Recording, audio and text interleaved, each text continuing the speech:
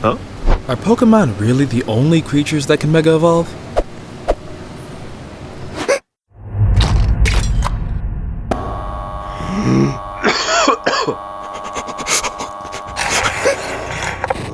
Natural evolution comes easy, for Pokemon at least, as some need only a change in perspective.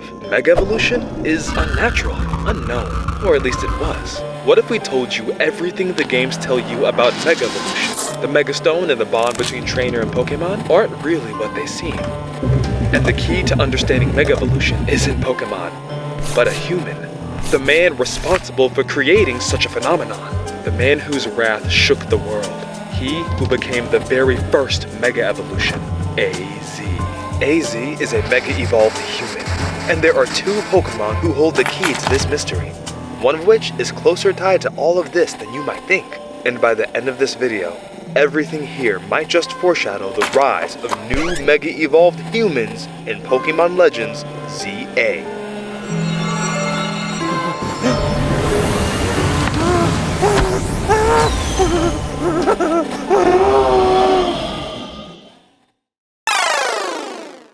To understand why this guy, AZ here, is a Mega Evolved human, we need to take a look at what is required for Mega Evolution. Investigation.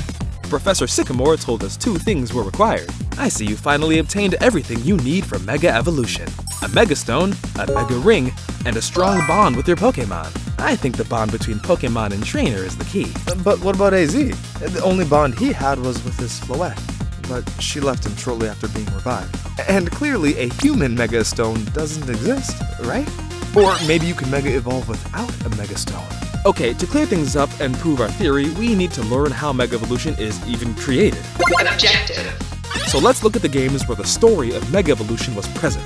X and Y and ORAS. Good day for a swell battle. And begin! We aren't counting Let's Go since Mega Evolution isn't mentioned with much story significance. In ORAS, Zinnia, a descendant of an ancient Rayquaza-worshipping tribe known as the Draconids, who we encountered during the Delta episode, said this energy came from massive meteorites that befell the Hoenn region during a great disaster, and that these meteorites were the Megastones.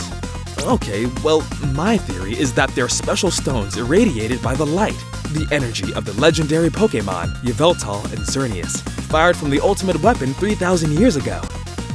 Okay, so Mega Stones are made from the energy of Xerneas and Yveltal. And since Xerneas can share life, and Yveltal absorbs the life energy of every living thing, we know that it's life energy which powered the ultimate weapon that created these stones after being fired.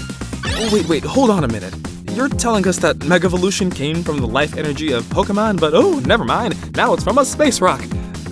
This genuinely had us so confused. Why would Game Freak seemingly tell two different stories for Mega Evolution? Unless they didn't. Realization. We dug a little more and had a moment of realization. What if both stories were true? That the origin of Mega Evolution started with AZ, and ORAS's inclusion wasn't a retcon, but Game Freak trying to show us the nature of this Mega Evolution energy. Oh, okay, sure. So then how do we connect the laser beam to meteorites? For this, I was pretty stumped, but my twin brother Darx remembered where the ultimate weapon was fired. Not where the blast came from, but where it went. Straight up and into space.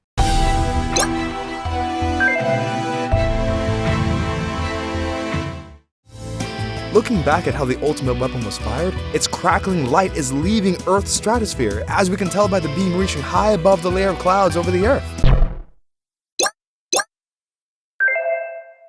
That right there is the stratosphere. The planet we call home is also home to several layers that make up our atmosphere. The two closest being the troposphere and the stratosphere, the latter housing the legendary Pokemon Rayquaza, who resides in the ozone layer. But this laser, it shoots even beyond that. No, the ultimate weapon fires into the mesosphere, the layer that sits above the stratosphere and what is primarily known to be where meteorites form. The energy that the Draconids attribute to meteorites, that was true. The energy of the ultimate weapon blazed through the mesosphere before crashing back down to Earth, leaving remnants of its energy hovering in a layer that would eventually form meteors. The same meteors the Draconids encounter, containing the same power. And we know it's the same power thanks to Zinnia. When she took us up to Sky Pillar, she recounted the tales passed down by her ancestors when she brings up the infamous meteors. The meteors shone with a rainbow brilliance, as if some great life was held within. That great life being the massive amounts of life energy fired from the ultimate weapon.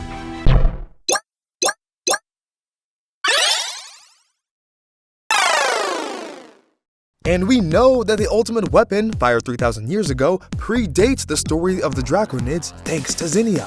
In Chapter 1 of her story, she dates the events pretty vaguely, claiming the first meteorite storm occurred thousands of years ago. It was in such a time that a great many meteoroids poured from the darkness of space. But from then on, she's more specific. 1,000 years after this time, the meteoroids once again fell. A huge meteoroid. 1,000 years later, the same calamity repeats, only this time with one big meteor. And after? 1,000 years of peace followed. But the Draconid people, learning from their long history's cyclical nature, foretold that the meteoroids would fall on this land again. And wouldn't you know it, that prophecy is now the current threat you are faced with in the Delta episode. 1,000 years later from when the huge meteorite struck. You chose the word cyclical, meaning occurring in cycles. The same calamity is doomed to repeat every 1,000 years. The present day's threat comes after 1,000 years of peace from the last calamity with the big meteor, which itself comes after another 1,000 years of the first calamity their people faced during the storm of darkness. Following the cycle, there can only be one event happening exactly 1,000 years prior to this that can be considered as a dark day where a meteor fell from the sky. A day that occurred 3,000 years ago. The day when the ultimate weapon was fired. And Zinnia, who did you mention to have watched these events unfold? That's right, none other than AZ himself. A witness to these series of events? A tall visitor from a distant land. So that's great then. The stories told in X and Y and ORAS are both true. The ultimate weapon was powered by life energy and fired high above the Earth, later forming meteorites containing the same energy. This felt like a huge revelation to us, but there was still something that didn't make any sense. Rayquaza.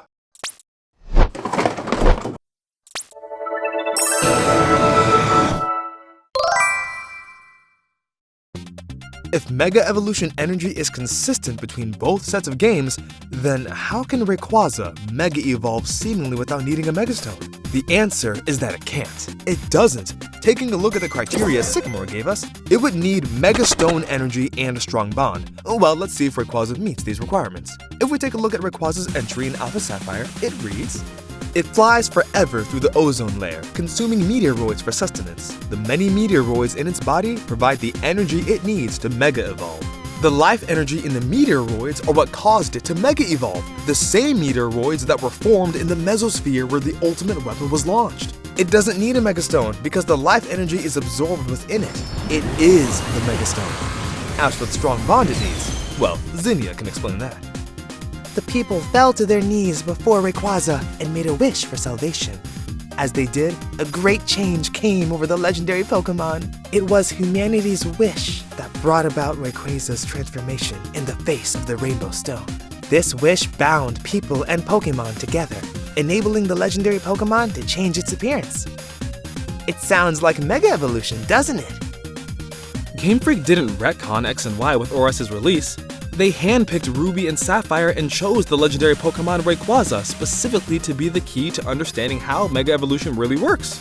This is because Rayquaza tells us two things. One, that the energy, this life energy, can be absorbed into creatures if they've been exposed to it in large amounts. And two, this would mean that you don't need a Megastone as long as you have something harboring this life energy within, even if it's the creature itself. And who else do we know to harbor this life energy? To have been so affected by it that after centuries, he walks the earth to this day? AZ. But how could AZ, a human, absorb life energy in the same way Rayquaza has? Well, it's simple. He was closer than anyone to the power source itself, the life energy of sacrificed Pokemon. This is backed up by Geosenge Town, specifically the fact that this is the location where the ultimate weapon was hidden in X and Y. And with a machine of this scale, we can presume that this is also the location where it was built 3,000 years ago. It's highly unlikely this machine can even move, let alone be lifted. Now, fast forward 3,000 years, and what do we have right next door to Geosenge Town? Route 10. home of the mysterious stones that are said to radiate energy.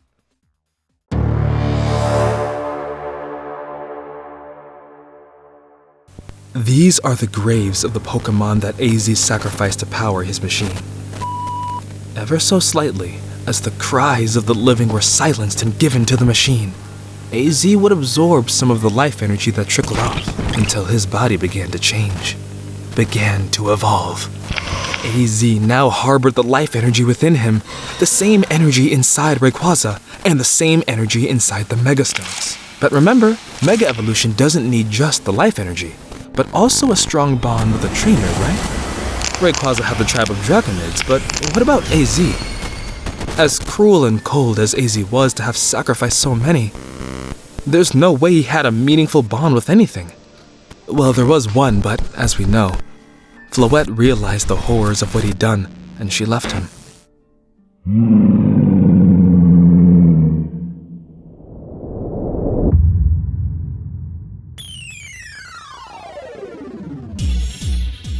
So what now? Do you truly need a bond for Mega Evolution? Or is there another way? Another instance perhaps of something being able to Mega Evolve without the bond from a trainer? Mewtwo.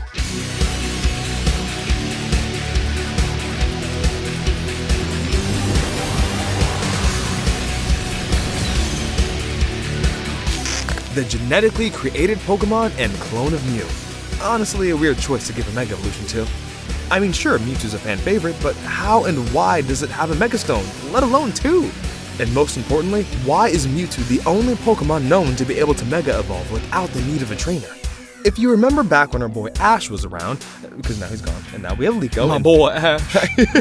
Now we got Liko. I do, and I love Liko so much. She's awesome. I'm not going to give spoils, but there's Sprigatito, and then later she gets another Pokemon that's also one of my favorite Pokemon. Mine too. So she has two of my absolute favorite Pokemon. So as far as I'm concerned, Liko is just my favorite character in existence. But anyways, when Ash was here, you might remember a Gen 5 movie called Genesect and the Legend Awakened. And in this movie, we see something very interesting that no one really seems to question. Mewtwo Mega Evolves on its own. No trainer or anything to bond with, just transforms at will. And while we don't exactly see Mewtwo presenting a Megastone, we believe it's like Pokemon holding items in the games. It's not hard to believe that Mewtwo was holding a Megastone throughout the movie, just like when you battle it in X and Y. So how is this even possible? How can Mewtwo Mega Evolve seemingly without needing a trainer's bond? The answer is that it can't. It doesn't. Technically, let us explain. Professor Sycamore, the bond you were talking about earlier is actually a little off. You don't need an emotional bond with your Pokemon. No, you need a biological one. A biological connection between human and Pokemon. And Mewtwo is exactly that. Mewtwo is a genetic experiment, mixing together the genes of the mythical Pokemon Mew and a human. And even if this is not directly said, it's heavily implied thanks to some deleted scenes of the first Pokemon movie and from panels in the manga. This is why Mewtwo can Mega Evolve on its own, because it has the life energy of a human and Pokemon inside of it. We believe that it's this connection, the bond specifically between human and Pokemon life energy, that triggers Mega Evolution. And this is because AZ didn't just sacrifice Pokemon for his machine, but humans as well. Don't believe us? Take a look at this clip from the glimpse of the war we saw 3,000 years ago. Oh yeah, there were definitely some humans down there that took the ultimate weapons blast to the face. So clearly AZ isn't above destroying humans along with Pokemon. And if that's the case, then who's to say he didn't sacrifice humans and Pokemon to power his machine? And if the machine created Megastones containing the life energy of Pokemon, then Megastones containing the life energy of humans must have also been created. And the crazy part is, they were. And we actually get to see them in game. 2 of them. That's right, we believe that Mewtwo X and Mewtwo Y are actually Humanite. The human side of Mewtwo is what is actually Mega Evolving, not the Mew side of it. And this is backed up by the fact that only specific Pokemon can Mega Evolve by holding their respective stones. If various Pokemon were sacrificed to power the machine, then it only makes sense that only a various amount of Pokemon will be able to Mega Evolve. And with Mewtwo being part Mew, it's highly unlikely that Mew's energy was used to power the machine. The ultimate weapon used the life energy sacrificed from both Pokemon and human, creating Megastones that harbor both Pokemon life energy and human life energy within. That's why both trainer and Pokemon need to be present to activate the Mega Evolution. It's not that you as a trainer need to emotionally connect with a Pokemon, it's really that you need the life energy of a human and Pokemon to mix. Mewtwo's mixed DNA can do that on its own, no trainer necessary. And for trainers and their Pokemon, this becomes possible thanks to the keystone within our Mega Ring. Hey Sycamore, remember what you told us about the keystone? Oh right. That mysterious stone transforms feelings felt towards Pokemon into some kind of wavelength. See? He's capping! It's actually life energy! Hey, it's not some strong feelings of I love you energy being sent as wavelengths. It's life energy. The human life energy being emitted by the keystone in the Mega Ring as waves. These waves then interact with the Pokemon's life energy in the Mega Stone your Pokemon holds. That is the true trigger to Mega Evolution. So, Mewtwo tells us one important thing, that Mega Evolution isn't caused by some arbitrary bond between trainer and Pokemon, but instead by the combined life energy between human and Pokemon. Now, let's take a look at the criteria one more time. But this time, let's use what we learned about Rayquaza and Mewtwo to create the true path to Mega Evolution!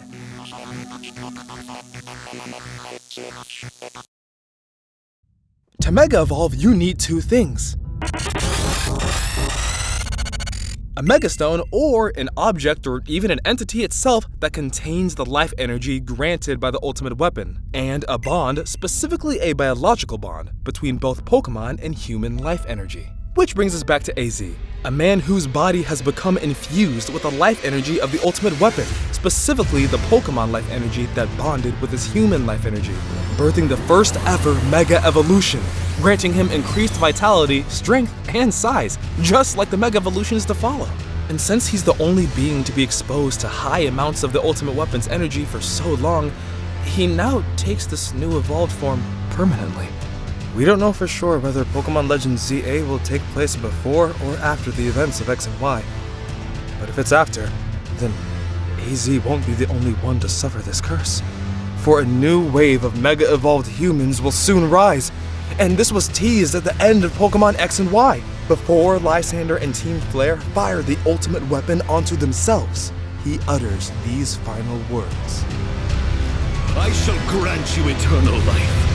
I'll give you the pain of endlessly waiting for a beautiful world to finally be built. Let us live forever!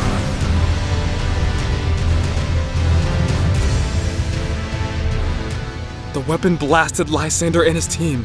But this was intentional, the backup plan. This isn't the end for Lysander and Team Flare, oh no. It's a new beginning. They failed. But now, infused with life energy and granted immortality, they have a chance to come back. But this time, they'll be much more than human.